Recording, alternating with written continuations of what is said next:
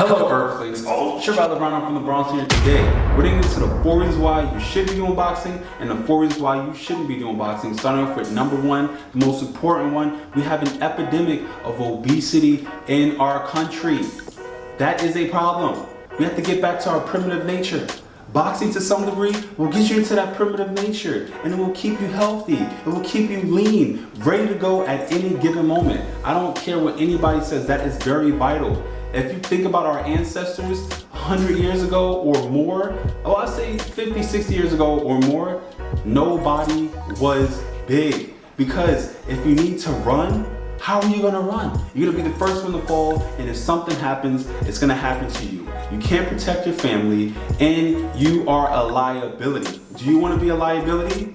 No, you wanna be an asset to your group, you wanna be an asset to your family. So through boxing, you're gonna burn anywhere between 15 to 20 calories a minute, 1,000 calories an hour with good 90% to 95% effort. You never wanna give 100% because you run the risk of passing out. But boxing is great to get you into phenomenal shape. You will get a body that you can be proud of. You're gonna get a body that you can walk the beach with no clothes on and admire yourself. Well, of course you're gonna have clothes on. A Speedo. You can wear anything and it's gonna look wonderful on you. You could look like you're in a swimsuit ad, or you're in an ad for a top company from boxing and the physique that you can build from that.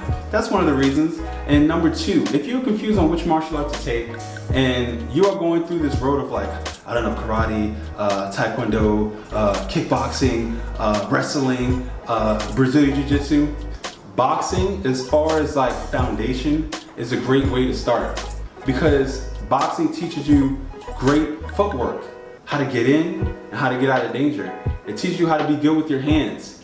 You don't want to be subpar with your hands, because a lot of fighting is close quarters. So you want to be able to have good hand assessment and distance and range control, because it will take you very far. But again, if you're confused on which martial art to take, you can't go wrong with boxing. You can learn it in your home, but I advise you to go to a gym.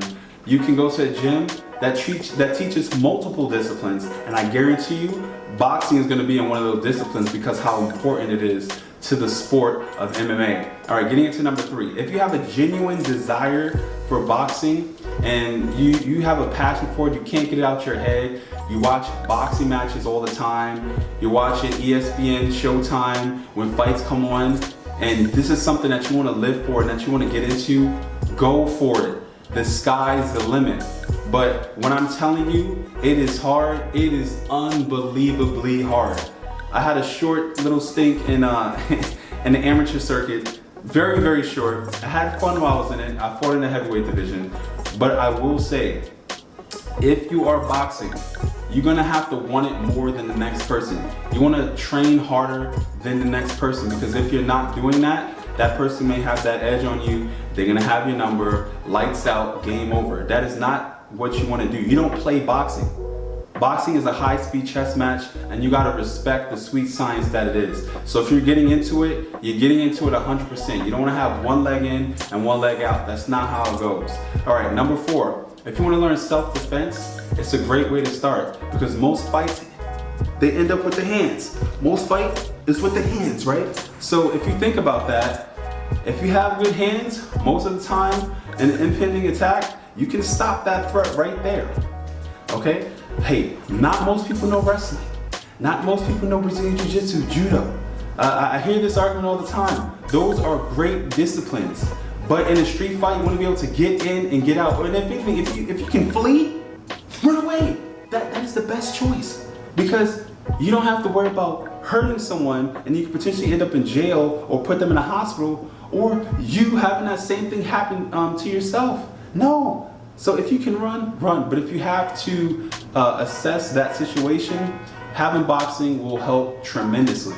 All right, now getting to the 4 don'ts. If you have these thoughts in your head, this is not the reason why you should be doing boxing. If you're looking to start a fight with people, no, don't get into a discipline or martial art thinking like you're gonna be some hot shot and some big burly person after you're doing it, you know, invisible lat syndrome going on from being in the gym and sparring and doing all this stuff, like, oh, now I can pick fights with people because I know I can beat them up. If you're doing it for that reason, You're wrong. You should not be doing that. Not cool. Now, number 6, if you're looking to get famous, don't, that is not the right, like, it seems like a lot of people nowadays too, when it comes to social media, they want to do the most outlandish, stupid thing to get 15 seconds of fame. They want to look so absurd and have no shame in what they're doing, not even thinking about that most people live up to the age of 70 and beyond, that's going to play on their life. No. Don't get into boxing to get famous, because you will get dealt with in the gym. You will get dealt with in the ring. Somebody will have your number, lights out, game over, and that's all she wrote. So do not get into it just to get famous. That is the wrong reason to go into boxing. All right, number 7. If you're thinking about your brain health, CTE, when I was boxing for a short time, yes, those headshots, you will get punch drunk to some degree at some point. You will rethink and be like, I don't know if I want to do this. I have a headache all the time. This sport is not for me. But I will say, if you're doing the proper things to hit and not get hit, and respecting what the true nature and the sweet science of boxing is, you do not have to worry about that. But sadly, 20 to 25% of boxers do have some form of CTE, which can cause like almost PTSD type symptoms in your mind. And through that, it could create weird situations, like you think you're in a life-threatening situation in your own home with a loved one, and you may try something on them or possibly end them, and you do not want to do that. That is sad, that is awful. But the concussions that can come from it is astronomical. So you gotta really rethink the reason why you wanna box. Don't just get into it to brawl. And you know, a lot of people say, oh, that guy's not a fighter, he's always running. But if you think about it, the one that plays the long game is always winning. Don't play that short game, being like an Andre Ward or an Arturo Gatti. Yes, it gets your blood going, your adrenaline pumping, you get more excited when you're watching a fight, but at the same time, you gotta think, is your life worth doing that? No. And if you have a genuine desire for it, don't get into it without trying to really rethink what can happen to you. Because brain health is a serious issue, especially in the sport. You don't want to have slurred speech when you get older. You don't want to suffer from dementia, which happens to a lot of great boxers, and I do not want that to happen to you. And then finally, to get rich. Oh my gosh. You're not going to get rich most of the time from boxing. You have to have some crazy built up notoriety through the amateur circuit, saying like you had 100 fights, 150 fights, and you won almost 98% of those fights. You went to the Olympic trials and you got like gold medal or at least second place. If you don't have a huge following behind you, or even through a social media, you're not going to get rich. One of your first fights, you're gonna make anywhere between $300 to $1,000 if you're lucky. Most of the time, I mean, it could even be $200. You're not gonna earn as much money as you think. And you gotta think about it. Is your life really worth $200? Is it really worth $500? Is your brain health and sacrificing your overall health of your body worth it? No, because you are worth more. But if you do not have a genuine desire for the sport, do not get into it.